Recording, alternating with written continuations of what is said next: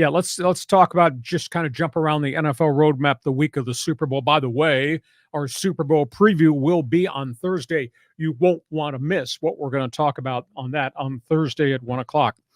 Bill Belichick, first name on the board, took out a full-page ad in the Boston Globe yesterday, thanking Patriot fans for a quarter of century of support. And it was from the heart. It was really kind of impressive.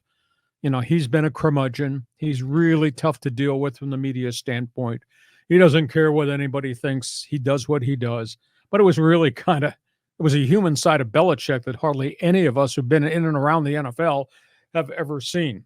And then yesterday morning, outside the stadium, Foxborough on Route 1, which is one freaking lane, which means traffic slow, just 2 billboards in each direction from the Patriots thanking Belichick for 24 years of service. So yeah, well done. That was kind of cool. Okay, so that's the New England story. Dateline, Chargerville. I don't understand this. I hope this does not happen, but I think it already has happened. Jim Harbaugh is hiring an offensive coordinator who's had some success. His name is Greg Roman. Greg Roman was with the Baltimore Ravens as offensive coordinator. Prior to that, San Francisco 49ers as offensive coordinator during the Harbaugh years. Pretty good credentials, but Greg Roman is an RPO guy, run pass option. Oh. Greg Roman developed Colin Kaepernick. Greg Roman polished Lamar Jackson. Interesting. Do you want Justin Herbert running the football? No. Because that is part and parcel of what the RPO project is your quarterback is going to run options and he's going to bust some plays. But running quarterbacks have a history of getting busted up in the NFL. Yeah, for sure. I view Justin Herbert strictly as a pocket passer and nothing more than that. He'll scramble if he has to scramble and does have the ability at 6'6" to long stride for some big plays. I don't want him running RPOs. That's kind of weird to me that Harbaugh gets this crown jewel of a quarterback who's busted all the records for third and fourth year quarterbacks in the league, throw-in touchdowns, quarterback rating. And he might allow Greg Roman to make him an RPO guy. I don't know that I like that. Yeah, that's an odd one because shouldn't coaches not bring in their paradigm, their playbook? They need to mold it to the skill and talent of the team that they have. So it would be ridiculous for, to turn into like a run and shoot or an option or whatever with Herbert. I mean, this guy's got to be smart enough to run a more conventional NFL pocket passer kind of an offense, right? I was really strange. I don't want that quarterback RPO in it very often. Next topic on the table, Raiderville. They're about to make a move on an offensive coordinator, Cliff Kingsbury. Cliff Kingsbury couldn't come to terms on a contract with the Raiders. And I don't know whether that was with Antonio Pierce or whether that was Tom Telesco's influence. They wanted Kingsbury because they're going to go find a young quarterback. They wanted Kingsbury to develop the quarterback. So Kingsbury, 24 hours after talks with the Raiders kind of break down, goes to the Washington Commanders.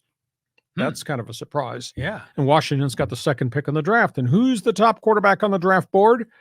Caleb Williams. Where'd he come from? USC. And who was the consultant the last 2 years at USC? Cliff Kingsbury. Connect the dots. There you go. There we go. Raiders then hire Luke Getsy as the offensive coordinator, which is a complete U-turn from what they wanted to do, which was throw the football down the field. Getsy had just been let go by Chicago Bears. Getsy was part of the development of the quarterback Justin Fields, and Getsy was also a guy who's a proponent of, we are going to run the ball. I mean, Bears had a really great running game to complement the kid quarterback this year. Now, they don't have a running back because Josh Jacobs is a free agent. So that Raider decision is kind of weird to me, but that's where we are with the Raiders. UCLA. Oh, boy. Your guy, Chip Kelly. I'm going to use a word here that might fit who this guy is. The word is ingrate. Ooh. Chip Kelly has been given everything at UCLA. Their football budget is through the roof. Their athletic department deficit is through the roof because of Chip Kelly. He's had maybe one really good season.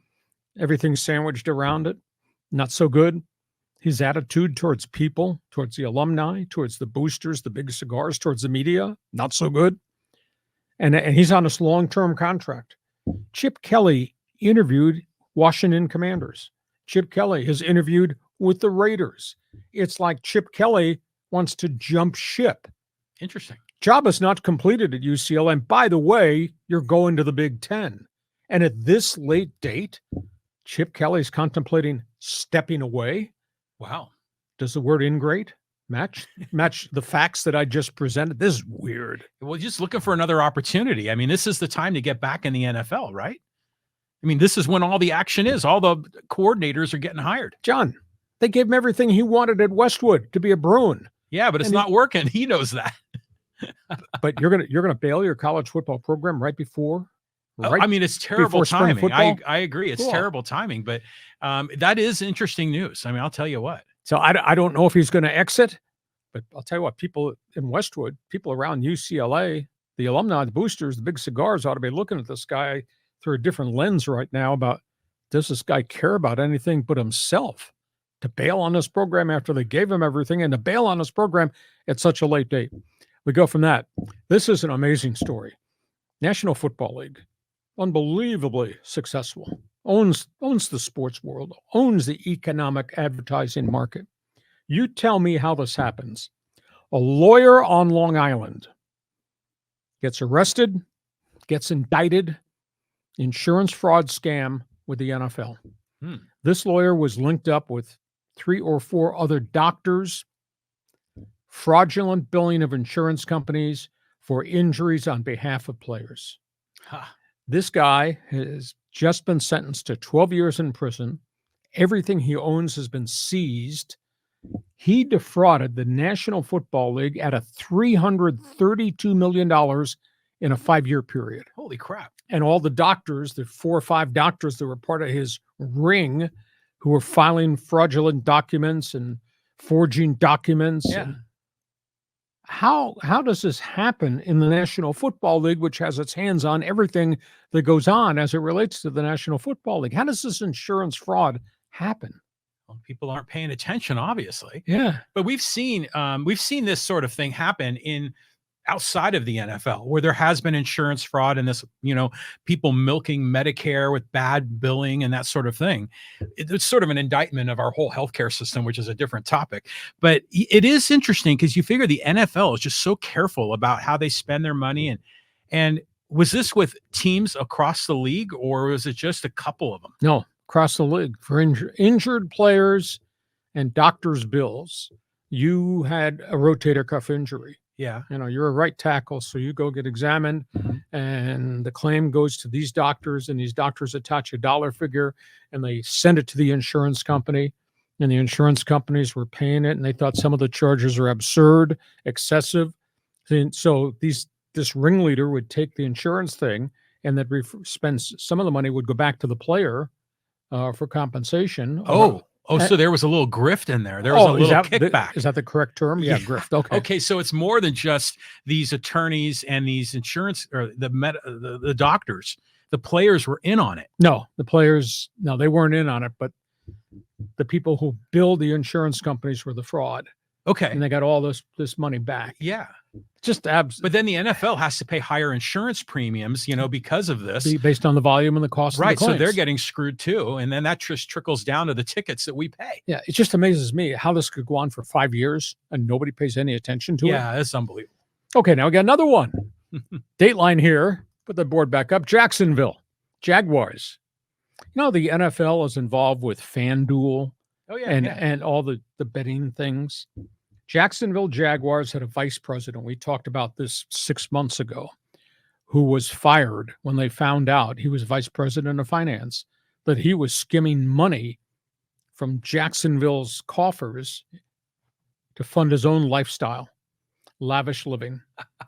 This guy stole $22 million from the Jacksonville Jaguars. Unbelievable. Finally got indicted. He's going to prison. Yeah. Jacksonville has gone to FanDuel, which is linked to the NFL as a corporate sponsor. Right. They want the $22 million this guy stole from the club and bet This guy had a gambling addiction Yeah. in addition to everything else. $22 million he bet. Jaguars want the $22 million back from FanDuel, the NFL sponsor. Oh, Whoa. I mean, that's interesting. I mean, well, first of all, it's crazy that all the betting is so like incestuous with the teams and the broadcasting partners. That's obviously theft. That's fraud that occurred with the Jaguars and their executive. But if I'm like FanDuel or DraftKings, I'm thinking, well, we did nothing wrong. I mean, and besides the money that you gave us, we've already had to pay it out to the guys that won on the bets. So I don't think you can really hold them liable. This is just going after the deep pockets, isn't it? I mean, but when you get things stolen, you don't necessarily are guaranteed to get retribution or reconciliation for that, right? isn't it weird that they're going after the money from FanDuel, which is now a corporate partner with the National Football League? Well, if anything else, it should come from the coffers of the Jaguars for being so incompetent to allow this guy to be, stealing money. And then hopefully they have some kind of an insurance plan. But to go after the big deep pockets is just, it's ridiculous. I'm sure glad you did not cut law school at UCSD so you could rationalize how this is going on. One other topic here. This has to do with college football. We have talked incessantly over the last couple of months, John, about super conference, that this may be where college football is going to wind up. The Big Ten and the SEC have just formed a study committee to come up with a blueprint that will devise how a super conference could work in college football. The elite teams from the Big Ten, SEC, ACC, Big 12, the top teams would join. Everybody would have to fund their money to a certain level in terms of NIL money, and all the corporate money would come from the TV networks, would pour it into a pool, and the 24-team super conference would all share evenly. So the Big Ten and the SEC has picked up the flag and say, we're going to come up with a formula to how to make this super conference work. And then we'll present it probably to the whole NCAA. Kind of fascinating, because people recently have said this may be the way we're going to have to go, that only the top will be getting the big paydays. Everybody else left behind, the Wake Forest and the Oregon States of the world, will get their conference TV money. It just won't be at the volume they got in the past. This is the way it's going to have to be. It doesn't have to be this way. This is just the way that the big guys are trying to monopolize the whole market. So, I don't blame them for having a conversation. It makes sense. It's the SEC and Big Ten that are having the discussion, but they don't want to let, ACC teams, or they don't want to let Pac-2 teams to be part of that process. So this is all them kind of just trying to rig the system for them. And this is just exasperates the whole haves and have-nots. I mean, God help you if you're a group of 5 school. Exactly. So that's where we are. Hey, Fans Forum is open. We've just given you a ton of hot topics on the table. Join in the conversation about the NFL, Harbaugh, the Raiders, Chip Kelly. Is he an ingrate? You want to talk about the controversies off the field with all the stuff of money? We want to hear from you. We get to halftime.